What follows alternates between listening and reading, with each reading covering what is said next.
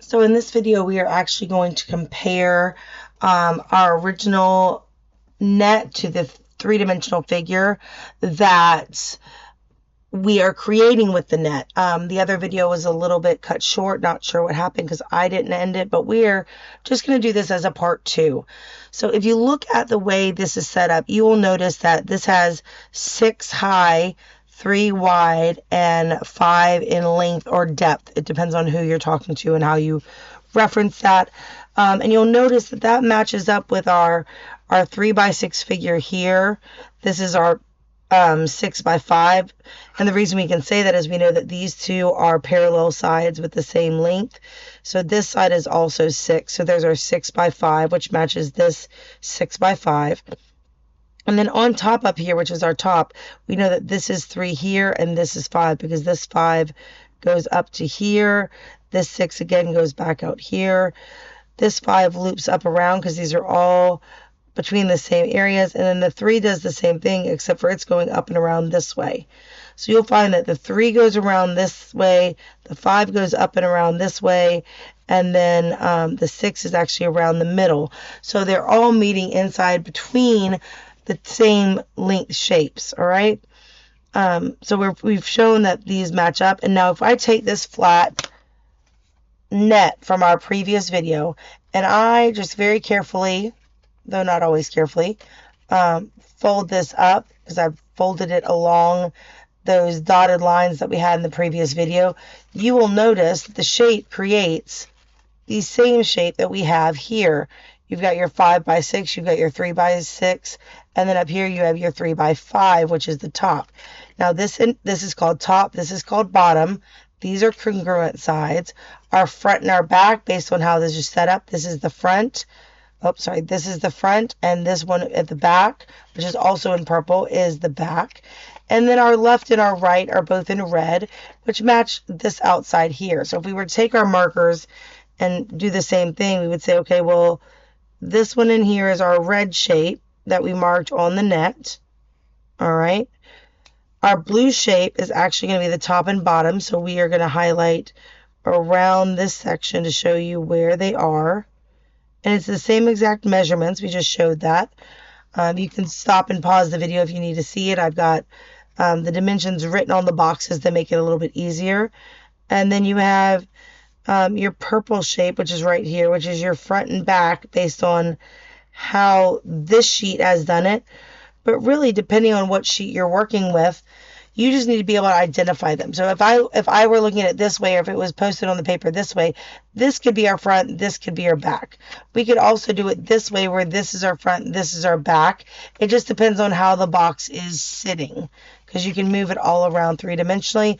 But if you're looking at this picture, we have to follow how we're facing it. So this would be the front, the back would be hidden over here, and they would be the same size, just like this one and this one. Okay, so that is how they get put together, and we've already talked about some of these answers on the previous sheet, but let's go ahead and talk about it. It had 6 faces.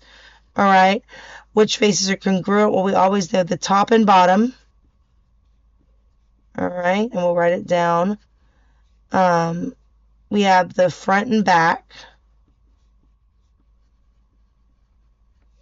and we have the left and right. And the cool thing about this is we talk a lot about patterns and opposites and what have you, and these are just opposites. So you know right away with a rectangular prism, which is what these are, right? We say it right there as well. We said on the other video that they are the same. You know, we've done a lot of things with opposites, and in this case it's the same. Now we've already found the area of these, because we did that in the previous video just to talk about it, but you can see that this one's 6x5. That was a bad mistake. And when we do that, it's 5 times 6, and these are all units, so you end up with 30 units squared. So there's our thing. We've already technically done that. What is the area of each pair? Well, we would just double it. So if we had these 2 pairs, they would be 60. If we had these 2 pairs, they'd be 36. And then the bottom and the top pair is going to be 30. And when we get to the end of that, we know from the previous video, and I've actually got the little place where we did the math on it, which I can put right here to show you again, that the overall area of this figure was 126 units squared. You can see that each one of these top and bottom pieces were 15. They have a total of 30 units squared. The front and back, based on this image right here, had a 18 and 18, which made it 36. And again, 30 and 30 for our left and right, which is these two right here.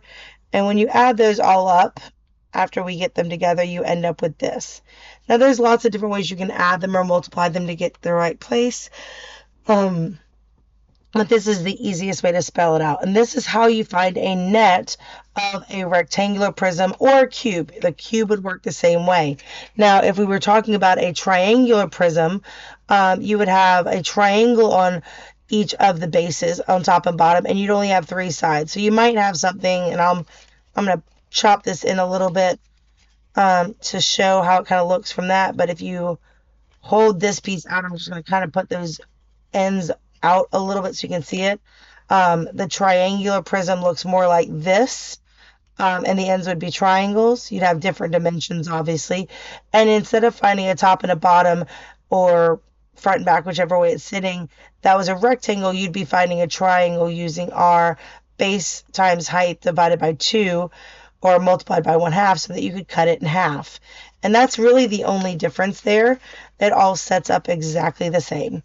So there is the completion of our surface area lesson, because that's what we're doing here, is we're learning how to use our ideas of compound figures. We have lots of figures put together, finding the area of each figure in that compound figure, and then adding them together to get the complete surface area. Again, this is if we needed to know how much paint we needed to get to paint this box. And I always joke about it with my class that a lot of them like to order off Amazon. We're just looking for a box for you to put your Amazon packages in, and hopefully you can fit a lot. But we want to paint it Amazon blue so that they know that it's their bin. But that is our lesson on surface area. We have rectangular prisms and a little bit of a blurb on triangular prisms.